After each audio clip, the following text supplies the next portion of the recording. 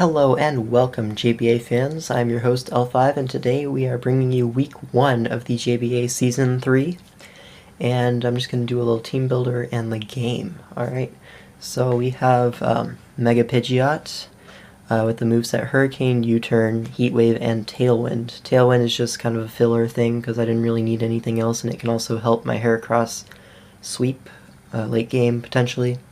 It's just kind of why not have it, because I don't really need anything other than these 3 moves, and Mega Pidgeot doesn't have the widest move pool ever. So yeah, I do have max speed Timid, just to outspeed a potential Mew before Mega.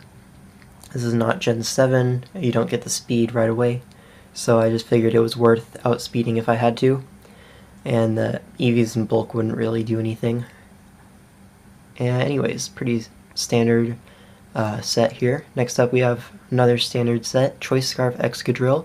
I have Sand Force just in case he has manual sand on some Pokemon. I don't need Mold Breaker for anything. Earthquake, Iron Head, Rapid Spin, Rock Slide, standard moveset.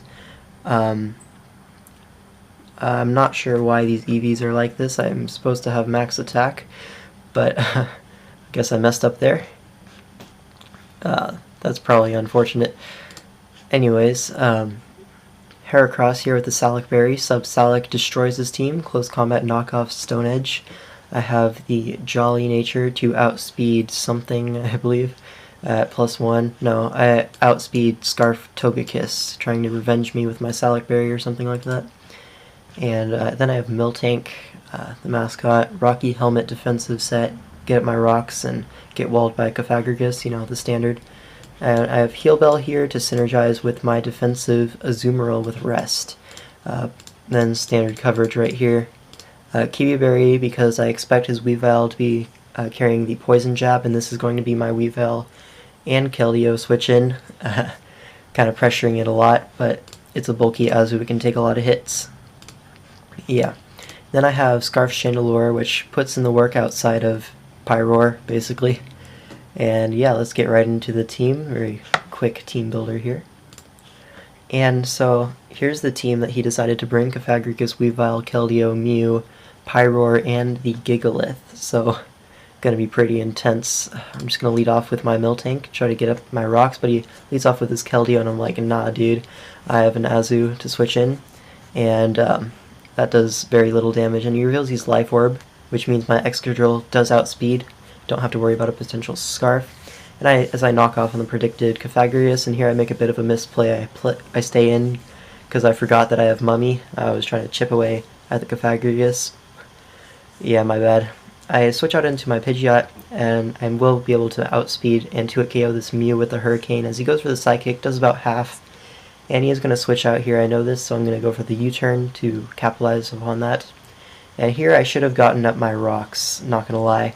But instead I decided to go into Excadrill, trying to get a kill with Earthquake because he doesn't have a ground resist at all. Which is, yeah. He is going to get 2-hit KO'd on his switch to Cofagrigus. And at this point, Keldeo's Life Orb, so the plan here, I switch into my Chandelure, predicting HP Grass or Electric, trying to catch my Azu, or a double, but he just clicked Scald. As I go into my Azu, I should have gone into my Mega Pidgeot to get another kill, but instead I went to Azu. I wasn't thinking very clearly, I guess.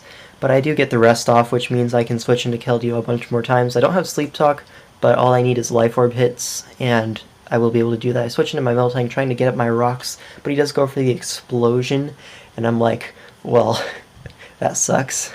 As he goes out into his Keldeo, and I'm like, I have the Azu, this is why I rested up. I'm going to switch out in there, but it looks like I'm not going to be getting up rocks this game, which is mighty unfortunate. He goes out into his Mew on my sleep turn, and I'm just going to sack off my Miltank because I know I'm not getting up rocks and I'm not heal belling because I'm slower than everything, and it's just mighty unfortunate. Now I go to my Excadrill to get a kill with Earthquake. Again, he has no ground resist. As he goes out into his Keldeo, it's a roll very heavily in his favor if he is no HP, which he probably has a bunch of HP investment, trying to outspeed my base 100 Celebi or something like that, I don't know.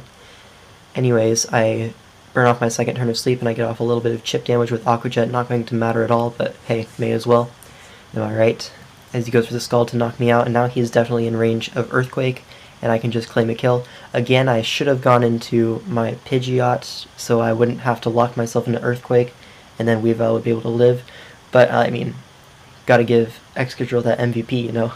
As I go into my Mega Pidgeot, he does not miss his Icicle Crash, very unfortunate for me, obviously.